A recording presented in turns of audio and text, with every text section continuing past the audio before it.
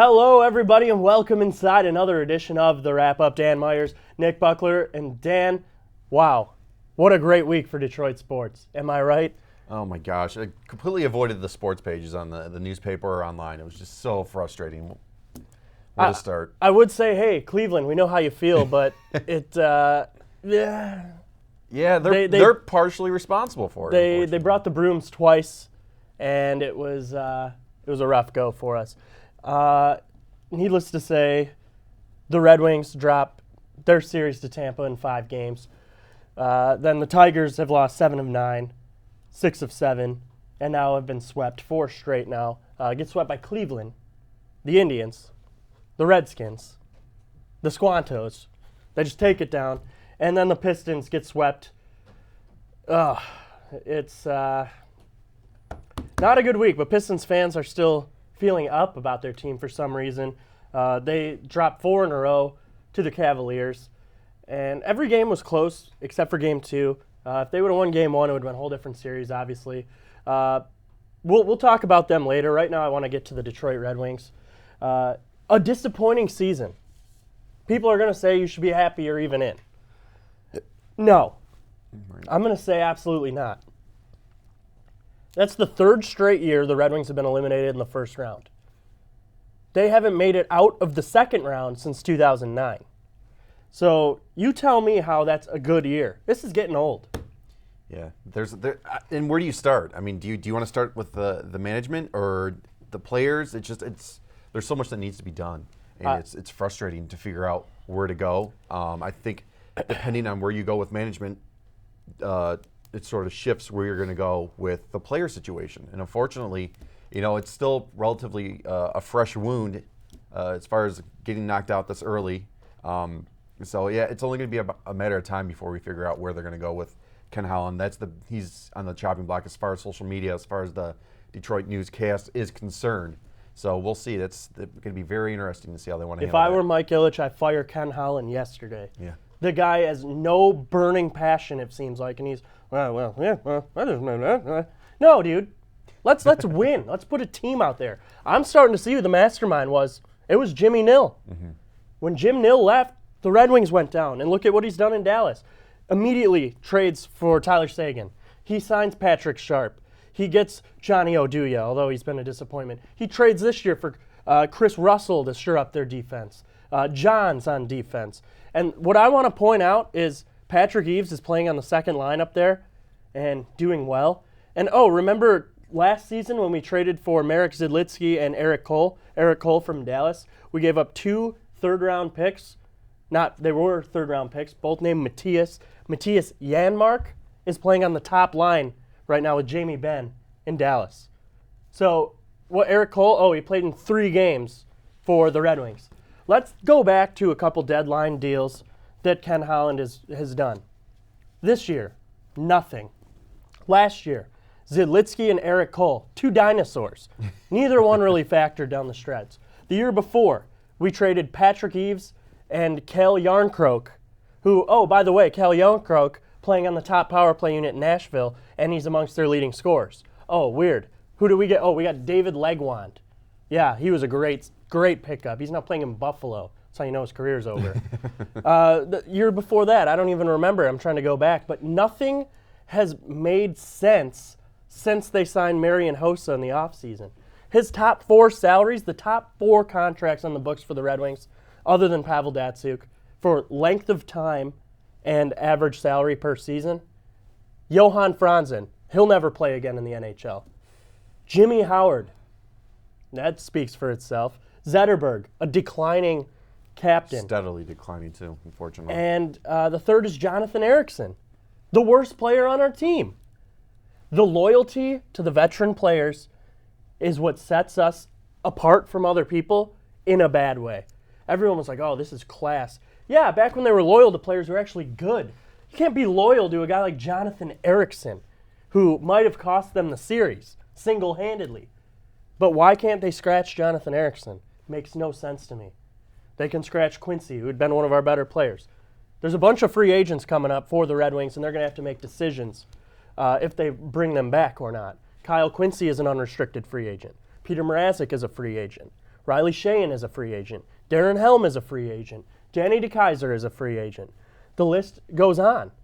They got to make moves. They can't be staying still on this. No. It just can't happen. And Dan, I'm going to get to the point now. I'm going to ask you a question. I've already spoken. I'd fire Holland. Would you? Absolutely. Yeah.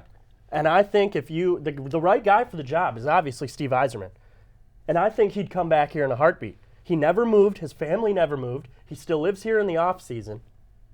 He still lives in Birmingham. Mm-hmm. And he said last week he still watches the Detroit Red Wings when Tampa does not have a game. Yeah. He came to opening day. Nothing to do with the Red Wings. Nothing to do with hockey. We just came down. Yep. Just came here. But devil's advocate. All right. Say we do get rid of Ken Holland. Do you fire him regardless, even if Yzerman's not available? Yes. So we get rid of him. Where do we go from there? Worst case scenario, we can't get Stevie for another, how long is his contract? 6 years? 4 years? Where would we go with that? Well, I give the Lightning whatever they want. Yeah. I give him a first-round pick just to get Stevie. This is the dream. Yeah. Stevie wants to be here, I feel like. This is, he's a legend. And I think he would come to Detroit. People say, oh, no, look at what he's done in Tampa. Tampa's not home. Yeah. Detroit is home. Why would, look, I mean, Datsuk's going to leave because of family. Stevie, your family's here. If you don't think he's even considering coming to Detroit, you're high. Am I allowed to say that? Well, guess what? Said it. Okay? He's coming here. But it's a matter of, well, the Red Wings going to be too loyal to Ken Holland. Who cares? You got a mediocre at best product on the ice, and it has to be changed. And I'd take Jeff Blashill and his stupid smirk and fire that too. Maybe light it on fire. That guy's a joke. They won't fire Blashill. Well, it's his first year. He's a rookie coach. I don't care. You can't play your best player 5 minutes and 30 seconds in an elimination game. Mm-hmm. He took Athanasiou 0 shifts in the third period. 0. The fourth line, 0 shifts in the third period. No wonder why your guys are tired. Yeah. You got to roll your lines. Well, where's the incentive too? None. You know, he was playing lights out, great, just fastest skater on the ice, and he's no minutes in the third period. Makes no sense to me. Unheard of. That you're going to throw people like. He's not ready. He's not exceptional yet. He's not ready. Something good happens every time he's on the ice. Oh, who's better? Oh, let's put Z out there. Let's just let an aging Datsuk out there to just get smoked. Oh, why don't we put Eriksson out there? I know it's a different position, but come on. He's a wannabe Babcock poser. Yeah. It's exactly all he is. And I don't know, Claude Julien's going to become available this offseason, and it's really going to be hard to pass him up. Yeah. He won a Stanley Cup less than 5 years ago. And with terrific experience, more importantly. He's been around. Players respect him. Yeah. And I think if Pavel does leave, it's going to be because of Jeff Blashill. People say players didn't like to play for Babcock. I don't think they like to play for Blashill. They didn't like to play for Bowman, but at least they respected him, though. Babcock got the most out of his players. Mm-hmm. Blashill just sits back. This is him at every press conference. We didn't do enough to get the win. No, dude. Well, do you think they actually lost? That was a big rumor more recently in the news, is the fact that they lost respect and that certain players, Swedish players, were taking control of the locker room as opposed to the coach himself. I don't know what to believe there. I mean, it sounds like it's got some substance to the story, but it really wouldn't surprise me. Two players have now said they're going to go back to their homeland, Pavel Datsuk and Joachim Anderson. When Anderson can't be in a locker room, you got problems. He's going to play in the Swedish leagues. So we're going to break it down. Sound effect, yeah? I like it. There we go. Let's grade these puppies for the year. The 2015-16 end of the season Detroit Red Wings grades. I will state a player's name. Dan will provide me with his grade. I will provide you with his grade. We may talk briefly about that player. We may not. We're going to start with Henrik Zetterberg, the captain, Dan. All right. At the beginning of the season, I probably would have given him B+, maybe a low A. By the end of the season, especially with that drought he had, C-. I give Zetterberg a C+. Why? A, he was slow. B, He was a minus 15. Yeah. Third worst on the team. Moving on, Dylan Larkin, the rookie phenom, Dan Myers. I got to give him a solid A, strong A. He proved himself this year for sure. Definitely meshed well into his first year in the league, so definitely give him a high A. I give Dylan Larkin a B+, and Dan, let me tell you why. Started the first half, I would have given him an A++. But then he fell apart. He didn't put together a full season. He was the runaway to win the Calder Trophy for Rookie of the Year, and he disappeared. He only had 3 goals in the second half of the season after the All-Star break. Still a great rookie year, one of the best rookie seasons the Red Wings have seen in recent history. B+, excited to see what he's going to bring next year. Pavel Datsyuk. Dan? I go with a C, C-. He really disappointed me. I expected a lot more, especially with his last year here in the NHL. I really expected a lot more. I know I had high hopes, but I think we all did, considering his past. With his background, I really thought he would go out with a bang, and unfortunately, we didn't see that. Pavel Datsyuk gets a C+ from me. Mediocre. That's all I can give. Mediocrity for Pavel. Gus Nyquist.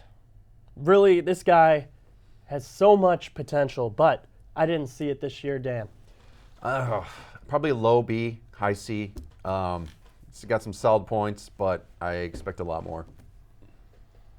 B. No, guess what? Goose gets a D. Okay. This guy was a joke this year. He never stepped up in a crucial time. He scored in games that meant nothing. D for Gus. Trade him. Moving on. Tomas Tatar. Mid C. I expected a lot more from him also.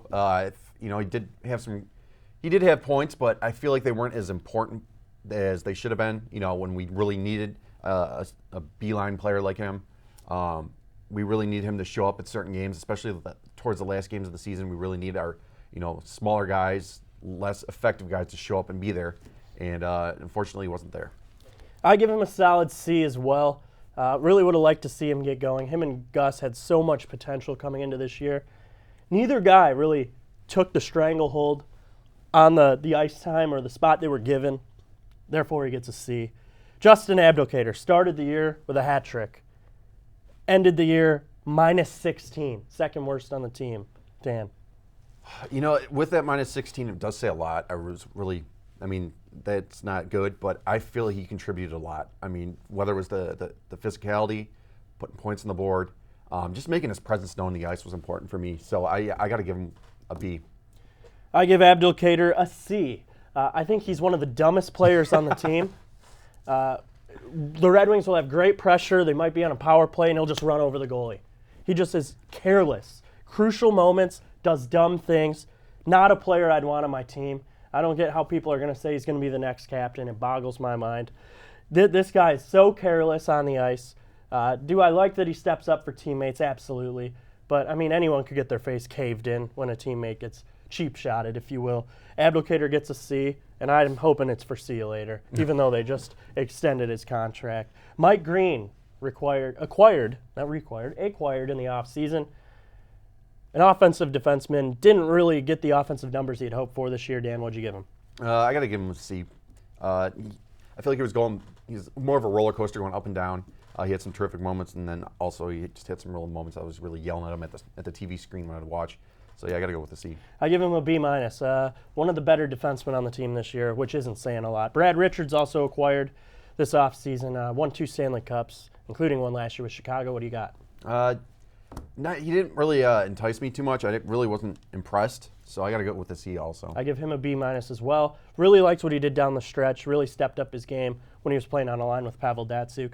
Nick Kronwall leads the team with worst plus-minus with a minus 21. Can't have that from your number one defenseman. Dan, what do you give him? I'm giving it an F. I was so frustrated with him all this year. When we needed size, he didn't use it. He shied away. He really wasn't producing at all. Bonehead plays. This whole take it around the back of the net to set up a play when you're on a power play, it drives me nuts. I don't know where they got this from, but that needs to go. If you watch any of these teams that are making it to the second round of the Stanley Cup Finals or Stanley Cup playoffs, they're putting shots on net. They're not passing it around, and I feel like he was more so responsible for that. Yeah, Kronwall, definitely frustrating. I gave him a D. I wasn't as harsh as you in this category. But really, he's a guy that's got to step up because he has not been a leader on the ice, at least in my opinion. Darren Helm, unrestricted free agent at the end of the year. Career high in goals this year. I give him a C, though. C also. He was one of those guys that you knew he was in the team, but you didn't hear too much about him too often. So, yeah. Riley Sheahan, also a career high in goals this year with 14, but had a lot of dry moments on the ice. I give him a B.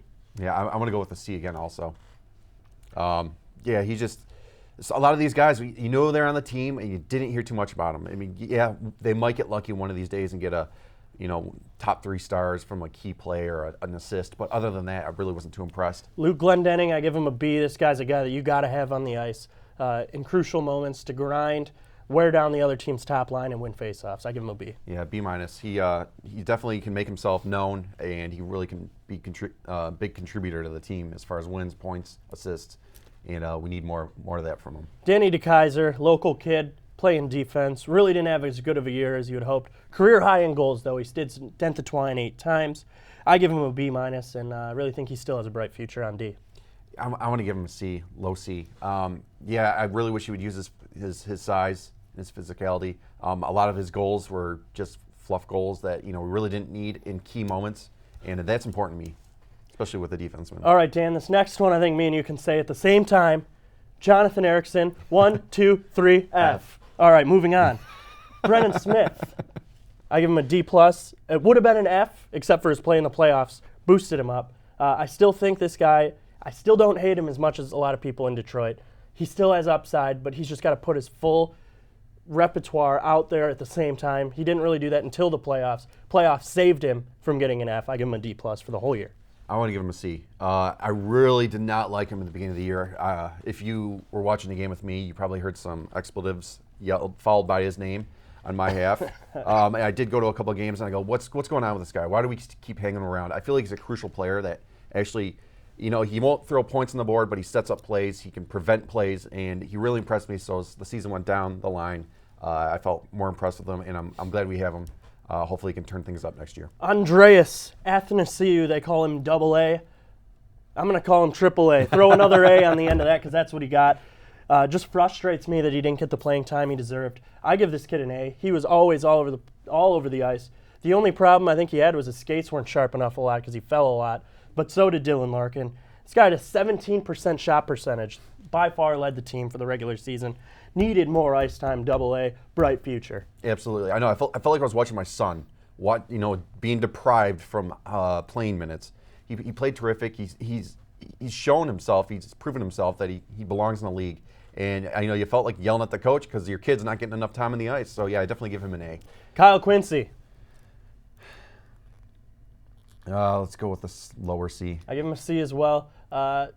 He was a roller coaster this year, unrestricted free agent. I'd bring him back for maybe $1 million. Right. Wouldn't pay him what they're paying him now, 4.5, way too much. Alexei Marchenko definitely had good moments, but definitely had his fair share of bad moments. C- for me. D. I was really getting TO'd about him, especially in the playoffs. Our defense was bad. Now we made it through the players. Let's go to the goalies. Jimmy Howard. Oh, it's been tough. I want to give him a low B, high C. I think he's got potential. I think he found he's there, he's going. But as far as keeping him, if we can get something for him, definitely get him out of here. I feel like there's too many head games going on, and I can hear the desk tapping, so I'm going to let Nick talk. Low B? Yeah. B for Bush League.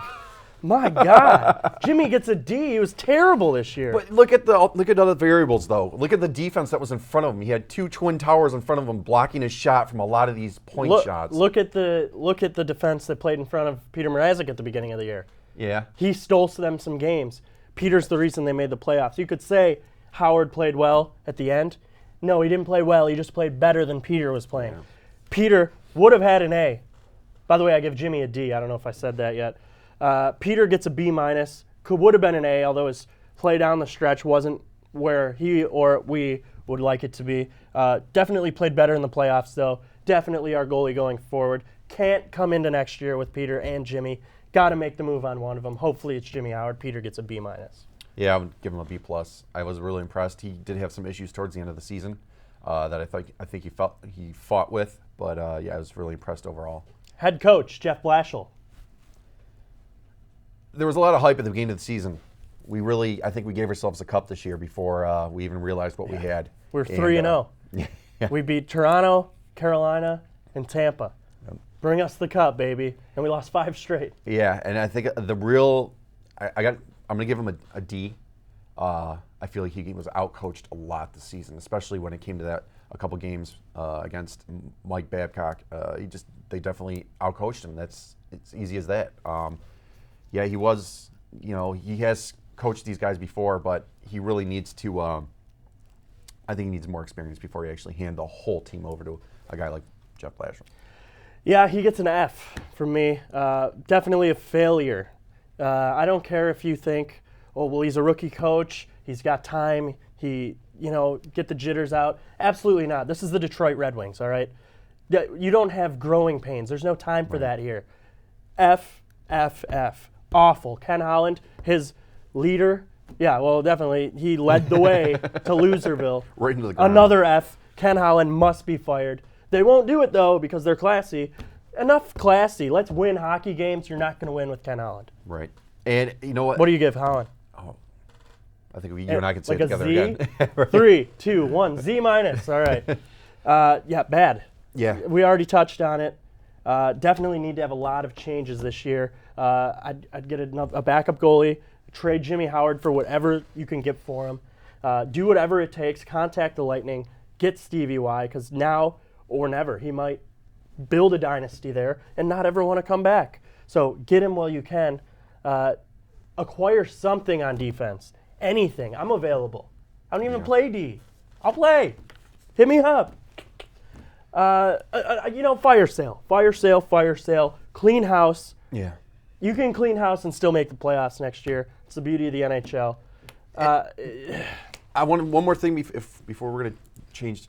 You watched a lot of the playoff games, over the weekend. What did you notice? There was a lot of these teams, especially St. Louis, even though they couldn't pull the trigger and finish off. Yeah, Chicago. But I noticed this especially, and then LA also, is you get 3 shots maximum, especially when you're on a power play, and then it's at the net. That's a max of 3 passes, and then a shot on net. And I watched Sunday, the Dallas game against Minnesota. They had a 5-on-3 at the beginning of the game, and it was weird. They shot the puck. It's nuts. I'm not used to that. And they scored on power they plays. Scored from a When are you rookie supposed- defenseman. When a guy do they score on power plays? We haven't seen it. drafted. Yeah. Weird. Jim Nill. Oh, crazy. No, that really frustrates me. I hate to be the shoot the puck guy, but You can't. Yeah, Wayne Gretzky said it best. You miss 100% of the shots you don't take.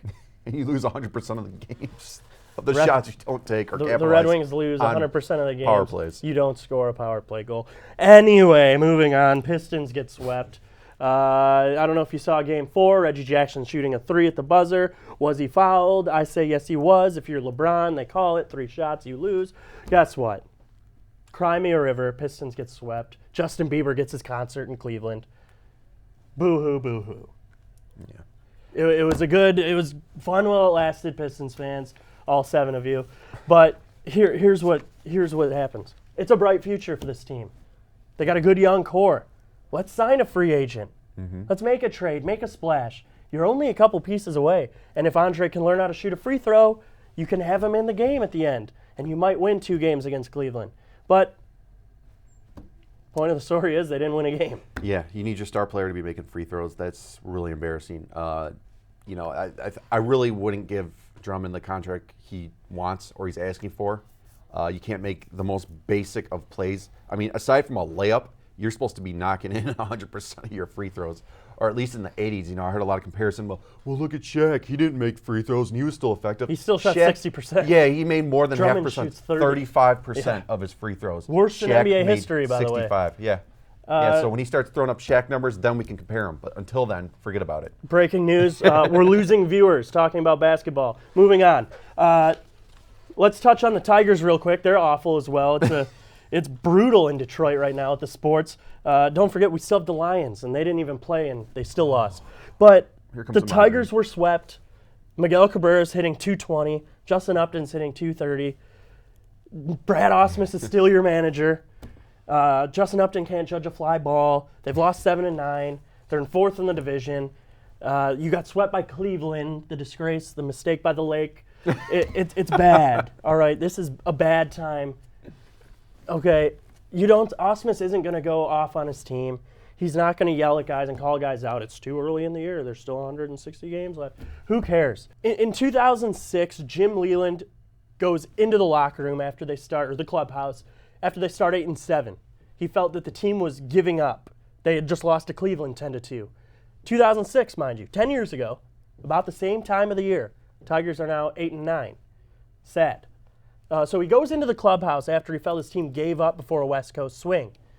And he goes in, he's hitting bats against lockers, he's calling guys out, he's swearing. He's upset. And the players would just remain quiet because they knew he was coming back in after he walked out. He's hitting there, it was like when what Brad Pitt did in Moneyball. There you go. He went in there and look what happened after that. Guess what the Tigers did after that? Oh, they went 69 and 29, 40 games over 500, and they won the American League. And obviously they lost to St. Louis in the World Series. But do you think Ausmus is going to do that? No, he's good job, guys. We tried out there. Way to strike out. Way to pop out Miggy with bases loaded. You're the best. Kinsler, my boy. No. All right? Dan, you made a very great point. Yeah, it can be comparative to the parental situation in America right now. Is they want to be their friend. They want to be, let's go out after, they want to be liked. Well, you're the leader.